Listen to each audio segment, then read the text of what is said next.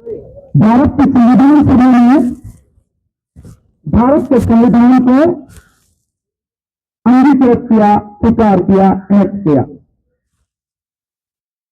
26 जनवरी 1950 को संविधान लागू हुआ। हम सारे वकील हैं और इतना तो जानते हैं कि संविधान इस देश का सबसे महत्वपूर्ण दस्तावेज है। वो महत्व इसलिए नहीं है कि बाबा साहब ने लिखा है, संविधान सभा ने इसको स्वीकार किया है, इसलिए तो है ही, लेकिन वो इससे भी ज्यादा महत्वपूर्ण इसलिए है कि देश के सभी नागरिकों के लिए जो अधिकार है, जीने का अधिकार, उनका व्यापक रूप से ध्यान रखना है और इसी तरह से सुरक्षित रह सकते हैं, इसकी पूरी व्यवस्था इस संविधान में है। वो संविधान इसलिए भी महत्वपूर्ण है कि वो संविधान देश की सरकारों को यह आदेश देते हैं कि उनको एक वेलफेयर स्टेट यानी कल्याणकारी राज्य बनाने के लिए किस तरह से काम करना है, ये अधिकार देता है। आप तो जानते हैं आर्टिकल 36 से लेकर आर्टिकल 51 तक ये सारी चीजें उसमें हैं। राज्य के नीति निर्देशक के साथ हम अधिकार 12 से लेकर 50 तक उसमें है, चाहते हम सब जानते। अभी आपने प्रस्तावना भी पढ़ी, कभी चाहते हैं, ये सारी व्यवस्थाएं हैं, लेकिन उन सब व्यवस्थाओं को होते हुए भी क्या स्थिति आज की है, हमसे कुछ नहीं है। अगर हम इसे देखना चाहे तो अगर आंखें नहीं रखी हमने औरों की तरह, तब तो फिर कुछ कहना ही नहीं है। और मैं ये मानता हूं आप इस बात से सहमत होंगे कि सारे प्रावधान होने के बावजूद भी इस देश की निकम्मी सरकारें, निकम्मे राजनेता किस तरह से संविधान के पैरों तले कुचल रहे हैं, सबको मालूम है। तो बावजूद इससे हम भी चुपचाप इस सबको देख ही रहे हैं।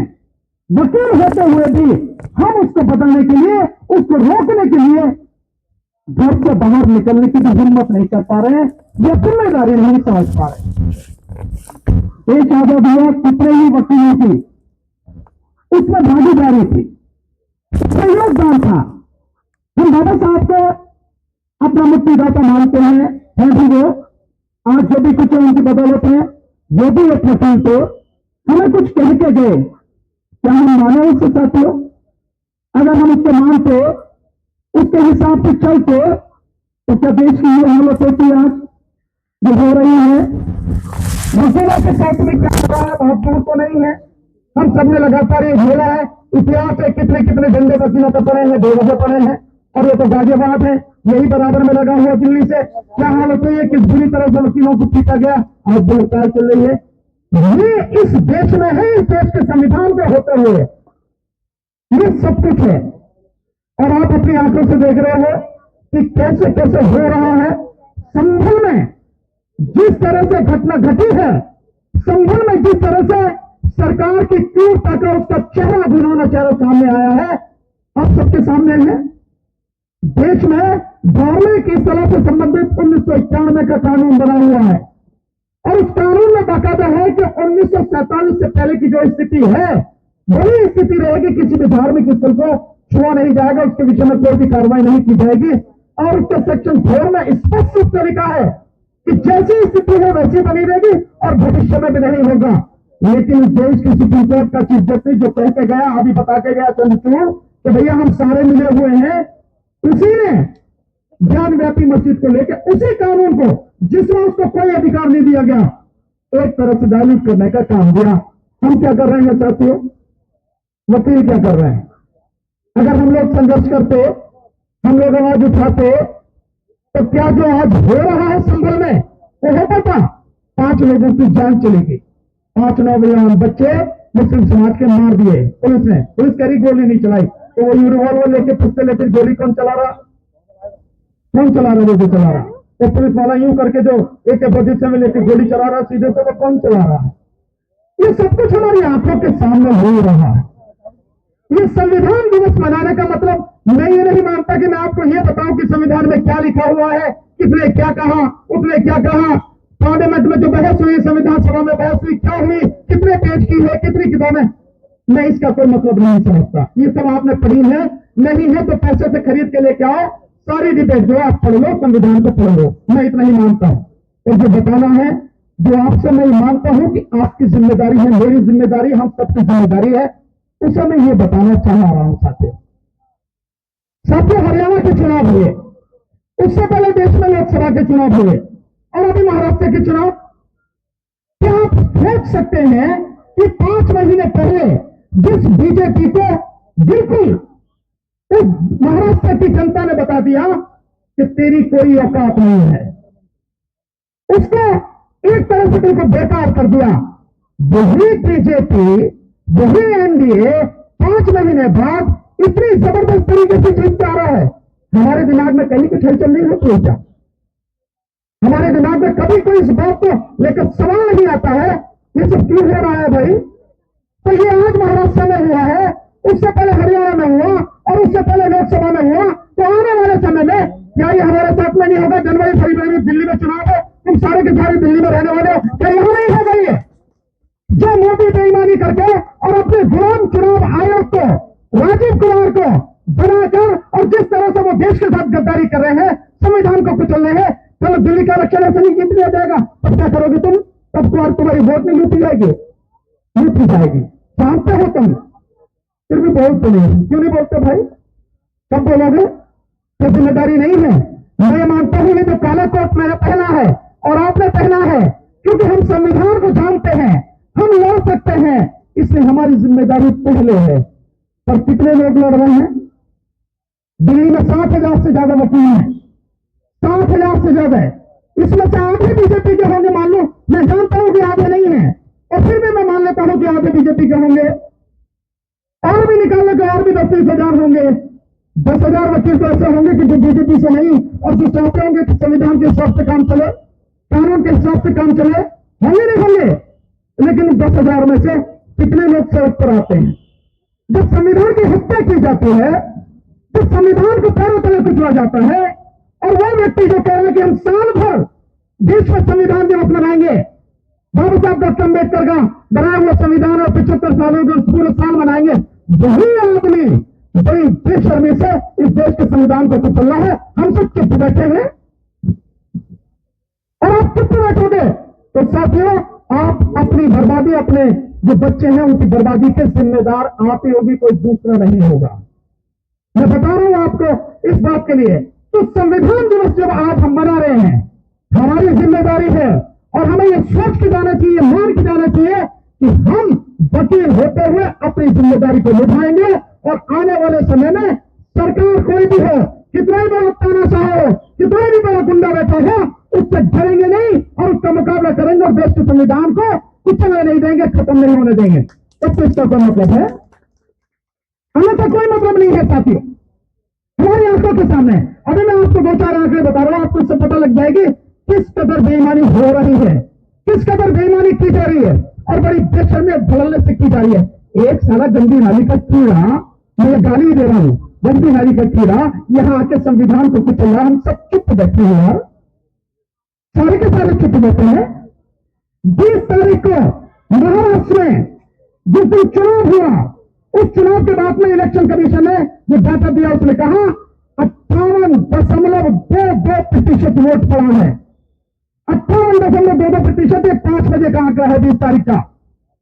और वही चुनाव आयोग रात को 11:30 बजे आंकड़ा जारी करता है, वो कहता है कि 65.83% वोट पड़ा है।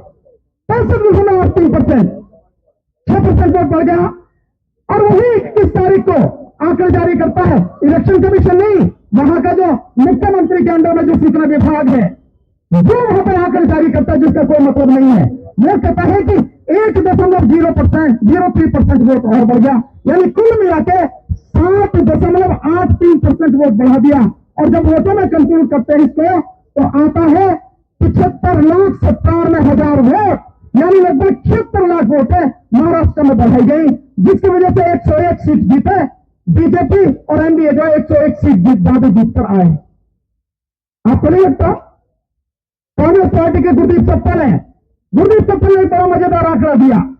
गुरदीप सत्तल कहते हैं कि नामदेव जहां पर उपचुनाव हो रहा है, उस उपचुनाव में जो लोकसभा है, लोकसभा में कांग्रेस पार्टी जीती है, उसको 5,86,000 वोटें मिली है। और उसी लोकसभा में जो 6 विधानसभाएं आती है, उन 6 की 6 विधानसभा में बीजेपी और एनडीए जीता है। बड़ी अजीब सी बात है। इस देश का वोटर इतना समझदार, इतना चालाक हो गया कि जिस समय एक ही समय जब वोट डालना है, विधानसभा में दे रहा है तो बीजेपी और एनडीए को दे रहा, और लोकसभा में दे रहा तो कांग्रेस को दे रहा। आ रही थी समझ में बात। मुझे तो लगता है ऐसा कुछ चालाक, ऐसा कोई शातिर व्यक्ति होगा जो इस तरह के वोटिंग पैटर्न पर ध्यान देता होगा। नहीं हुआ। तो लोकसभा जीत रही है नामदेड़ में कांग्रेस, और विधानसभा जीत रहे हैं बीजेपी और एनडीए। और यही 2024 के चुनाव में तिरुपति में हुआ, वहां पर भी यही हुआ। जो लोकसभा जीती, जो वहां का मुख्यमंत्री था, वो उतने लोकसभा सीट जीती, और बाकी जो सीटें गई हैं, एक बीजेपी को गई, एक वहां का जो एक हीरो है उसके जो भाई है उसकी पार्टी उसको गई, और बाकी 5 तेलुगु उसको गई, जो चंद्रबाबू नायडू मुख्यमंत्री 5 उसको गई, लोकसभा जो है तो उसको गई। ये हालत हो रही है। क्या हम ये जानना नहीं चाहते साथियों? क्या हम सब ये सारी चीजें देखते नहीं है? क्या हमें न्यूज हम सुनने के, जानकारी लेने के अधिकारी नहीं है? ये हमारी जरा भी इच्छा नहीं होती साथियों। मेरा आपसे यही कहना है साथियों, देश बहुत गंभीर स्थिति से गुजर रहा है, और मैं इस मंच से खुलेआम कहता हूं, इस देश में कुछ जो लोग हैं, संगठन है, उनका एक माफिया बन गया है, ग्रुप बन गया है, एक सिंडिकेट बन गया है। इस सिंडिकेट में कौन कौन शामिल है? इस सिंडिकेट में शामिल है भारत सरकार यानी मोदी सरकार, मोदी बीजेपी शामिल है। इसके साथ में शामिल है इस देश की अदालत, नीचे से लेकर ऊपर तक अदालत। मैं ये नहीं कह रहा कि सभी जजेस शामिल हैं, लेकिन अदालत मैक्सिमम लोग शामिल है, इस सिंडिकेट में शामिल है। और इसी के साथ इसमें शामिल है मीडिया, और मीडिया आज की तारीख में पूरा खरीद लिया पूरी होती है, और शामिल है इसमें पूंजीपति, और इसके साथ पूंजीपतियों के साथ इसमें शामिल है आरएसएस, और इसके साथ में आरएसएस और मनुवादी मानसिकता के लिए वो लोग इसमें शामिल है। मैं हिंदुओं की बात नहीं कर रहा, मैं किसी की बात नहीं कर रहा, मैं कर रहा हूं आरएसएस और मनुवादी मानसिकता के लोग, ये लोग शामिल है। इनका एक सिंडिकेट है, हर जगह इनका आदमी बैठा है, और हर जगह जो चाहता है वो हो रहा है। और सत्ता की हवस इनको इस तरह से है कि देश के इतने अच्छे संविधान को, इतने बढ़िया संविधान को पैरों तले को चल रहे हैं। और इस देश की अधिकतर आबादी, इस देश में लगभग 100 से 110 करोड़ लोग ऐसे हैं जिन्हें ढंग से जीवन जीने का हक भी नहीं मिल पा रहा, 2 वक्त की रोटी नहीं मिल पा रही। साथियों, हालत आज की तारीख में इस तरह की हो गई है कि इस देश में जो सब कुछ हो सकता है, चंद लोगों के हाथ में चलता चला जा रहा है। संविधान कहता है कल्याणकारी राज्य, संविधान कहता है जो संसाधन है, जो नीति निर्देशक सिद्धांतों पर स्पष्ट लिखा है कि संसाधनों पर अधिकार जो होगा वो जनता का होगा, और इस तरह से डिस्ट्रीब्यूशन होगा ताकि हर व्यक्ति को अपनी जीविका कमाने का एक मौका मिल सके। यह संविधान करा, और यह है कि मोदी जैसे लोग आके जिनको सत्ता की अवस्था अपनी पूंजीपति यार जिनकी गहरी को चुनता है, उन्हें जाके सब कुछ उन्हीं को दिए चले जा रहा है।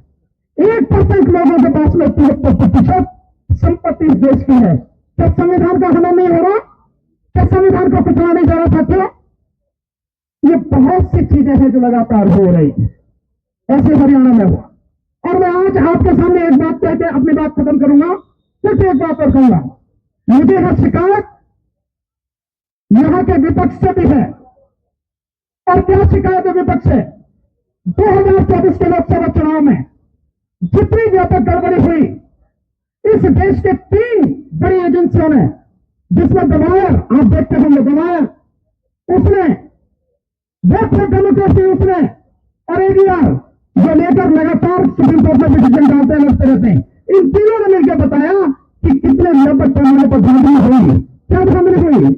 धांधली हुई 4,63,46,884 वोटर बढ़ाई इलेक्शन कमीशन ने, जिसकी वजह से 79 सीटें जीत पर बीजेपी आई। 79 कम कर दीजिए, बीजेपी 160 सिमट जाती है, सरकार नहीं बन रही थी। और यही बताया कि 542 सीटों पर जिन पर चुनाव हुआ, उनमें से केवल 4 सीटें ऐसी थी जिन पर जितनी वोटें पड़ी उतनी ही वोटें निकली। बाकी 362 जो सीटें थी उन सीटों पर जितनी वोटें पड़ी उससे कम निकली और 176 जो सीटें थी उन पर जितनी वोटें पड़ी उससे ज्यादा वोटें निकली। मैंने नहीं डरा था, इस विपक्ष को वो नजर नहीं आता।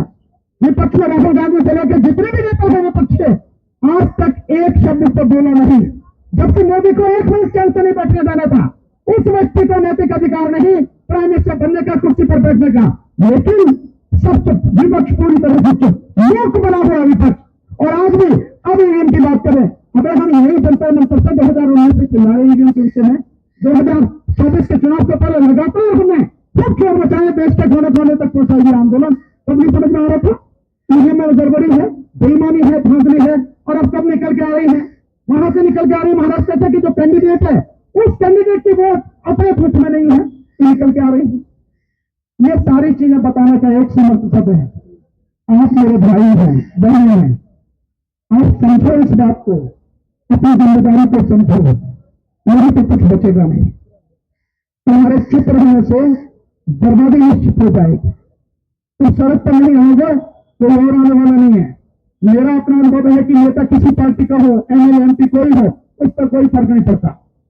उससे जब जहां सुविधा मिलती है, इधर से मुहूर्त कहीं इधर हो जाता है, इधर से मुहूर्त इधर हो जाता है। आपको तो मालूम है, मैं मौज में रहता, मस्ती है जनता, और आप और हम जनता हैं। और आज स्थिति यह है कि जन आंदोलन के बिना देश की स्थिति सुधरने वाले नहीं है। मैं चाहूंगा कि अगर वकील इसमें लीड लें, आगे बढ़कर जन आंदोलन को खड़ा करें, तो शायद बहुत अच्छा रहेगा। नहीं तो सबकी पढ़ाई के कगार पर है। एक बार आपको इस संविधान दिवस की बहुत बहुत बधाई, धन्यवाद। बहुत धैर्य से सुनो, उम्मीद करता हूँ आप समझेंगे भी, साथ देंगे। बहुत बहुत शुक्रिया। जय भीम, नमो बुद्धाय, आदाब, सत श्री अकाल, नमस्कार। बहुत बहुत धन्यवाद अमित प्रताप जी।